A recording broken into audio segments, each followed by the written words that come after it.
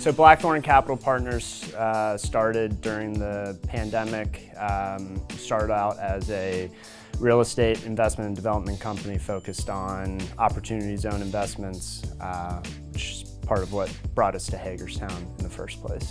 What initially drew us to the Updegraff building in particular was twofold. Really, the proximity to the Maryland Theater. That renovation project was completed right before the pandemic, and what they did with that space is incredible, and that's a truly great asset for the downtown. The second one was what was going on with what is now Hatters Plaza and the Cultural Trail extension. What has been planned out for that is twofold. One, it's an art piece for the city. We view that as, a beautiful landscape. Someone sitting on the outdoor patio of the retail space, can enjoy that aerial artwork. The second thing is the city has planned out, live entertainment or events on the plaza.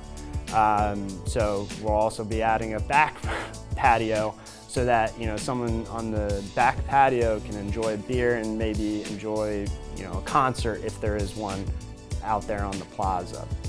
The city center location is a prime area for opportunity for both residents wanting to live downtown, as well as for businesses wanting to locate downtown. We think by having high-end residential units in that area will attract more people to the downtown area to live, which will make those amenities that the city has put in more valuable to the city as well as to the residents that come to live there. The adaptive reuse of the building, I think we have to step back in history just a little bit. That property, in conjunction with what is now the Cultural Trail and Hatters Plaza, was owned by the Updegraff family. They made hats, gloves, and furnishings for sale as a department store in the first floor of what is now the Updegraff building. As part of that, what we saw for the transformation of the property was 3 floors of apartment units, loft style, high ceilings, hardwood floors, quartz countertops, stainless steel appliances, a higher end product with rehabbing the first floor to be commercial retail space. Redeveloping a very old building has lots of challenges.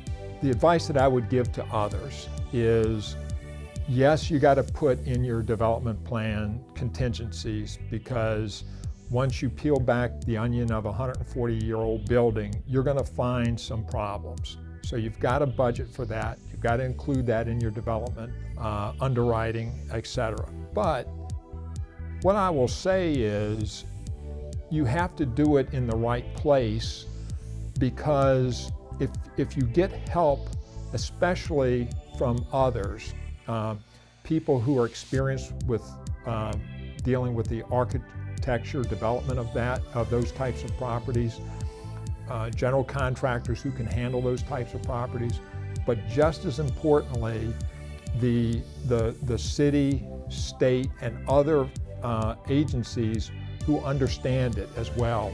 If they work with you the way the city has worked with us, it actually makes it something that's palatable.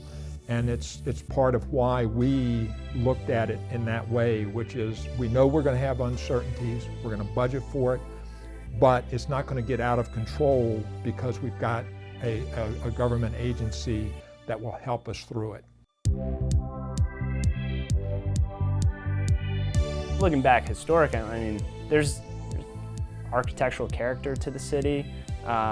When you look at, how people want to live nowadays in a walkable environment, if you look at the architecture, how the city's laid out, if you can envision how things can, progress, you kind of get the sense of, what the city can take on in terms of a downtown environment.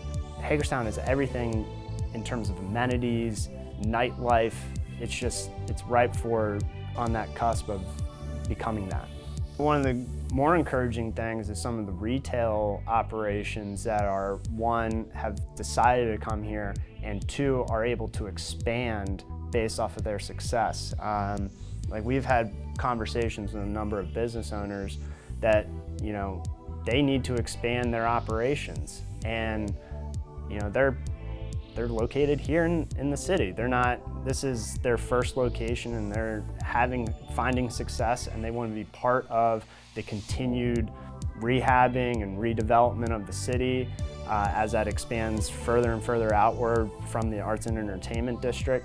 I think that's the most encouraging thing, is just talking to all the other operating businesses in the city and hearing about their plans for expansion. And it's just keeping that momentum moving forward. You know, once the stadium's complete, now you bring more pedestrian traffic downtown. The more pedestrian traffic you have downtown, more retail opportunities that can be presented, and more multifamily can come downtown. So it is just keeping that momentum moving forward. Any project is successful only if it's in the right location. So the city, quite honestly, had in the distant past some bad press. And so we didn't look at that as by itself a limiting factor. We looked at that as an opportunity. What we were more focused on was what was going to happen in the future, because what we want to do is own a project that will last for, you know, a long time. And so we looked at what the city was doing and how was it investing its money? What was the viewpoint of government officials? What else was going on in the city? And we saw it as an opportunity. And we then became very interested in what this could provide as an opportunity, and we got enamored with the city.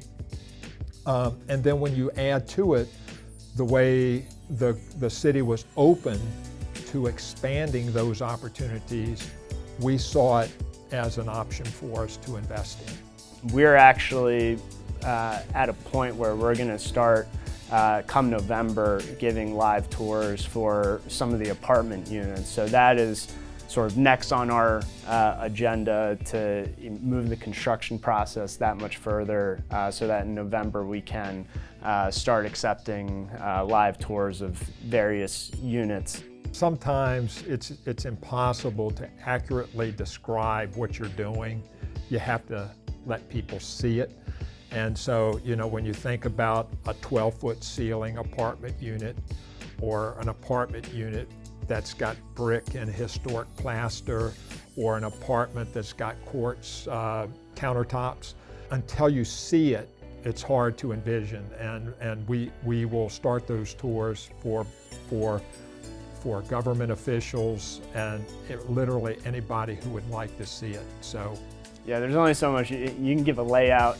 Yeah. You can give you know, a rendering of what it may look like, but until you see it and you're able to touch, you know, things in the apartment unit, you're not going to get quite the vision. But you know, once we start offering that in November, I think people will see what's being done in terms of the adaptive reuse of the entire building.